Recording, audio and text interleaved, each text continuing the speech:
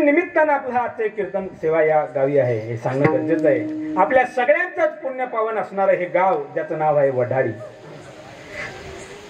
आजच्या कार्यक्रमाकरता मला आपल्या वडाळी गावचे जे आमचे शाखा व्यवस्थापक आहे सोनटक्के साहेब त्यांनी कार्यक्रमासाठी येण्याची घातली हाळी म्हणून माझ्यावर आली ही कीर्तन करण्याची पाळी. मग तुम्ही कीर्तनात बसल्या बसल्या वाजवली पाहिजे टाळी. प्रत्येकाच्या गळ्यामध्ये पवित्र तुळशीच्या माळी. कपाळवर आपल्या शोभते पांडुरंगाचा बुक्का भाळी. कारण आपलं गावच आहे वडाळी.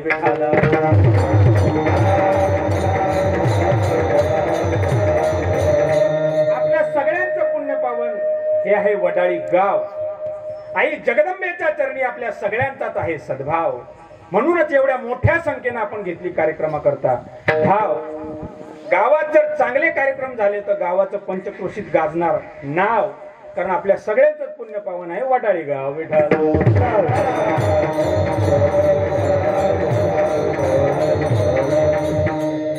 चालू देऊ का असं? तुम्हाला वाटलं काय असं आठवले तसं सांगितलं. आपली कीर्तन सेवा किम निमित्तानं आहे तर आजच्या कीर्तन सेवेचं तसं काहीच निमित्त नाही. गावाच्या हिशोबानं आज बरेच लोक गंमत पाहायला आले. काहींना कन्फ्युजन आहे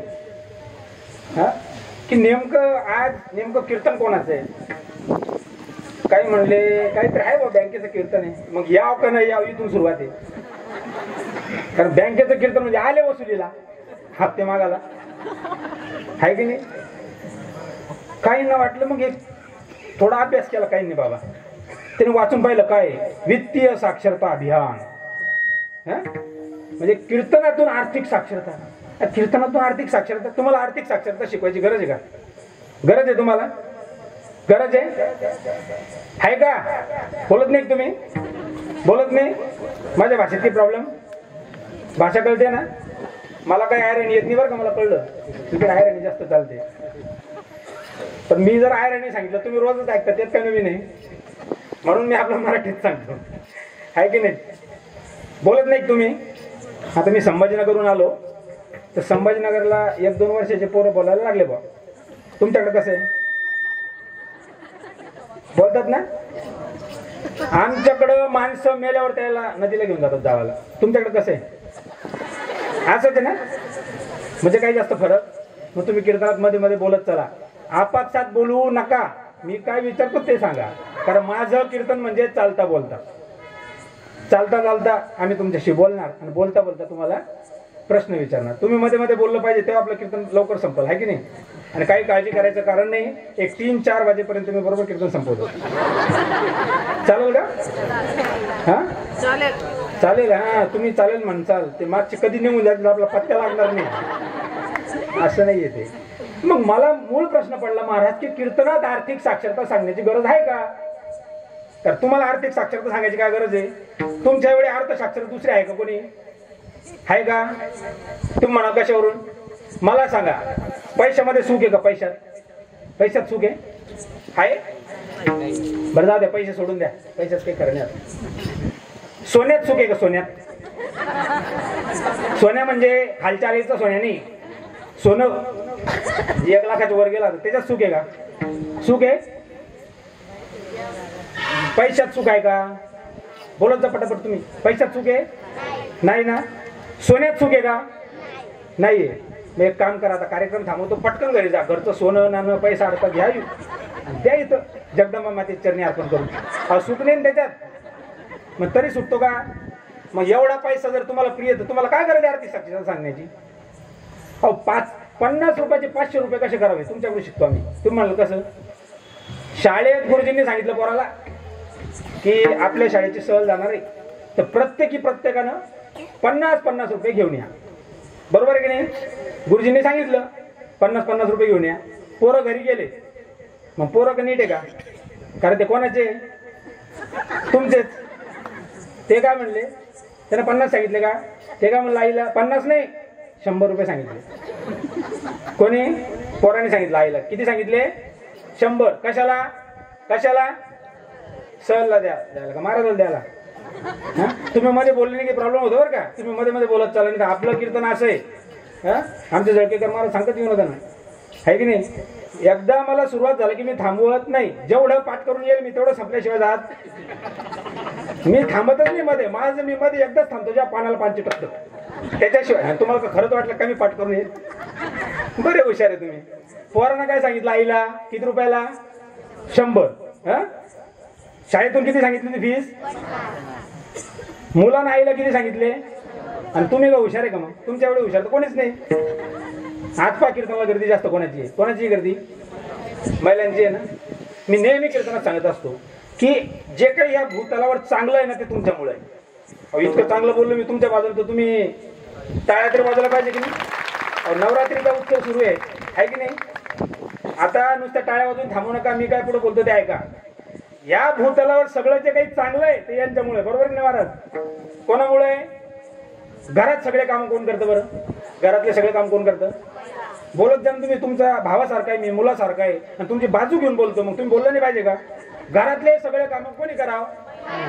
बघ, घरातले काम करून शेतात मदतीला कोणी जाव? महिलांनी जाव.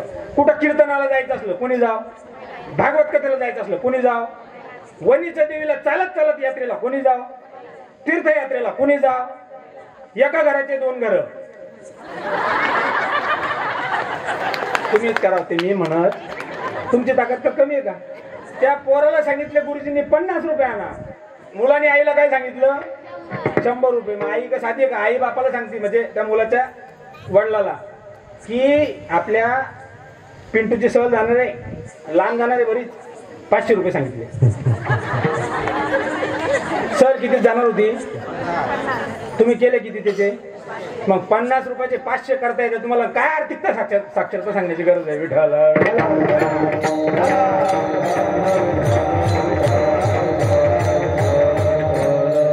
तरी सुद्धा गरज आहे का?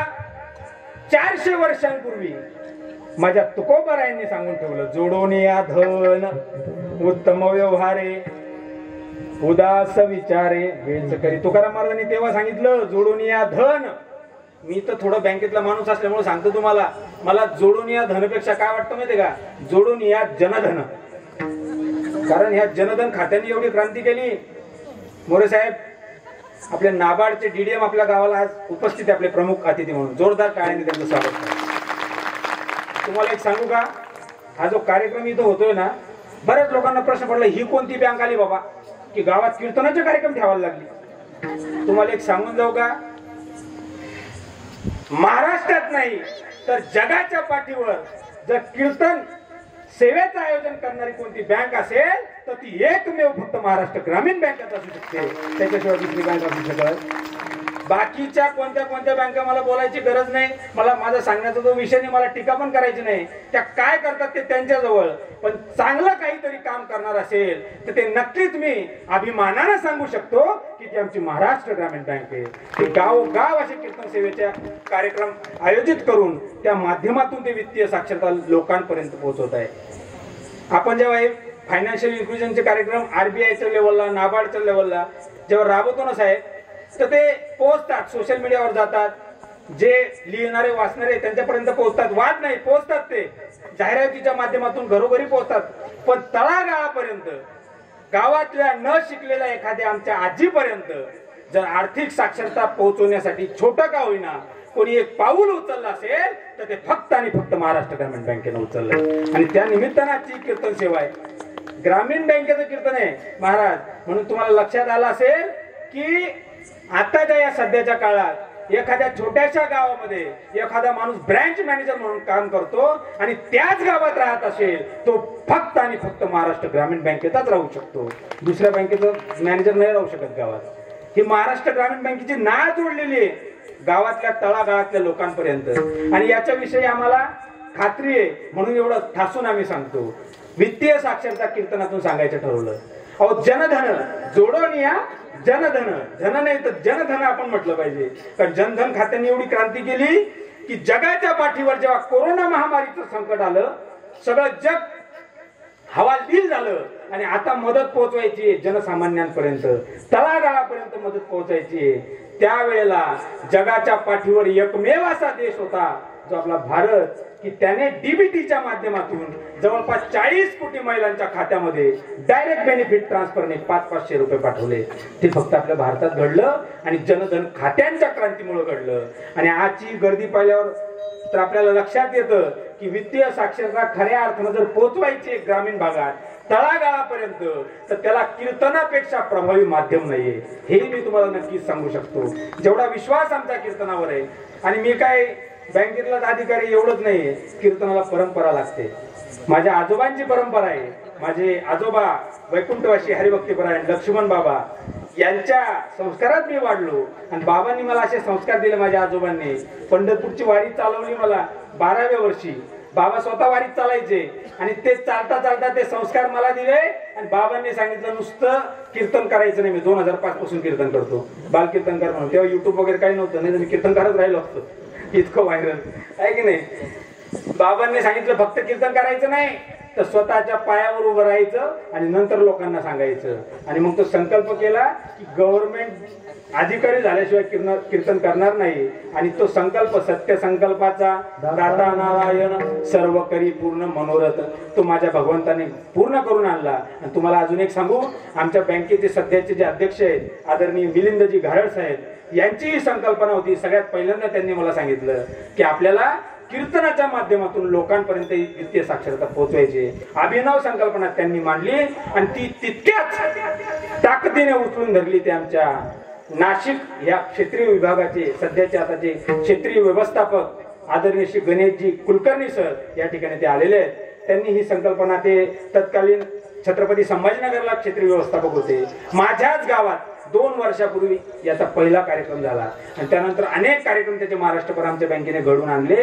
आणि सरांचा नेहमी मला या ठिकाणी पाठिंबा असतो. इतका पाठिंबा असतो तुम्हाला सांगू, मागे सोनी मराठी वाहिनीवर एक कार्यक्रम झाला, तुम्ही पाहिला असेल, कोण होणार महाराष्ट्राचा लाडका कीर्तनकार, बरोबर आहे की नाही. त्या कार्यक्रमात सुद्धा मी सहभागी झालो. आणि त्याच्यात मी सहभागी होऊ शकलो याला एकमेव कारण म्हणजे आमचे आदरणीय गणेश कुलकर्णी सर आहेत. त्यांनी एका सेकंदाचा विचार केला नाही. तेव्हा त्यांना मी परवानगी मागितली, एका सेकंदाचा सुद्धा विचार केला नाही. आणि खंबीरपणे ते पाठीशी उभे राहिले की जा, बिनधास्त जा, आम्ही बघून घेतो. आणि त्यांनी मला त्या ठिकाणी लगेच एनओसी दिली आणि पाठिंबा दिला. सांगितलं तुम्ही आपल्या बँकेचे असेट आहे. इतका विश्वास हे लोक दाखवतात वरच्या पदावरचे, तेव्हा आम्ही इथं ठासून कीर्तन करू शकतो. विठ्ठल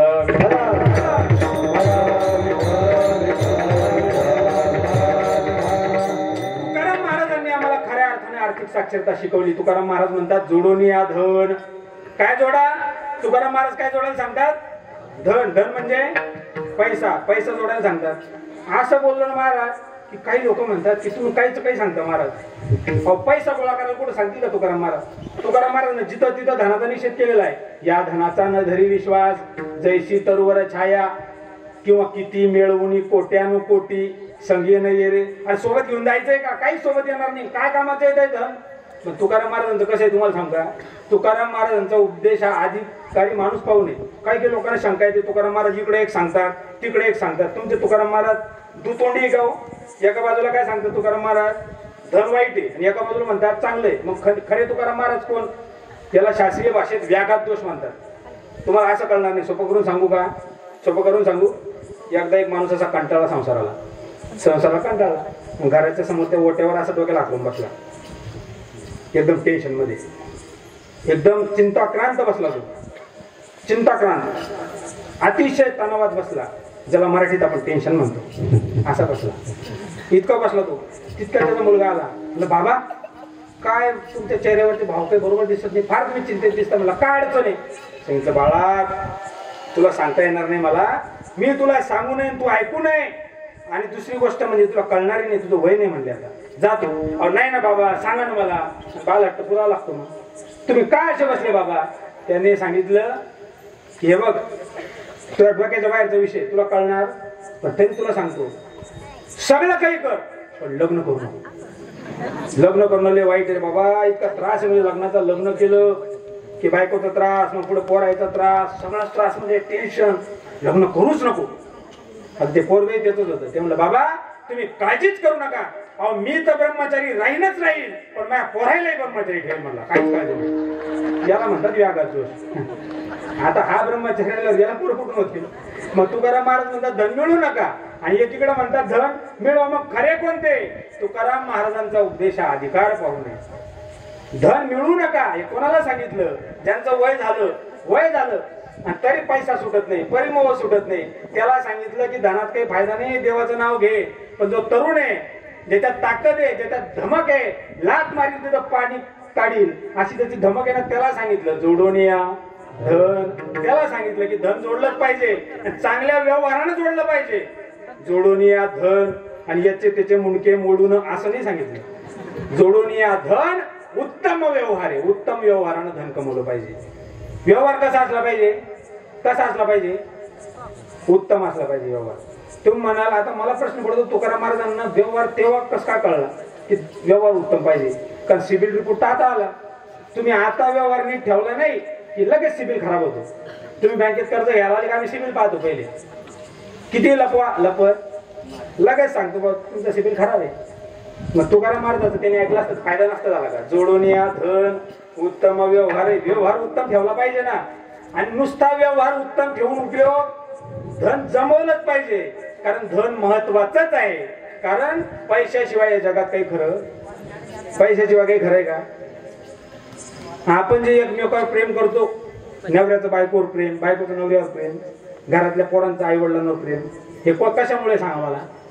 कशामुळे? पैशामुळे ना? पैशामुळे का? खरं सांगा.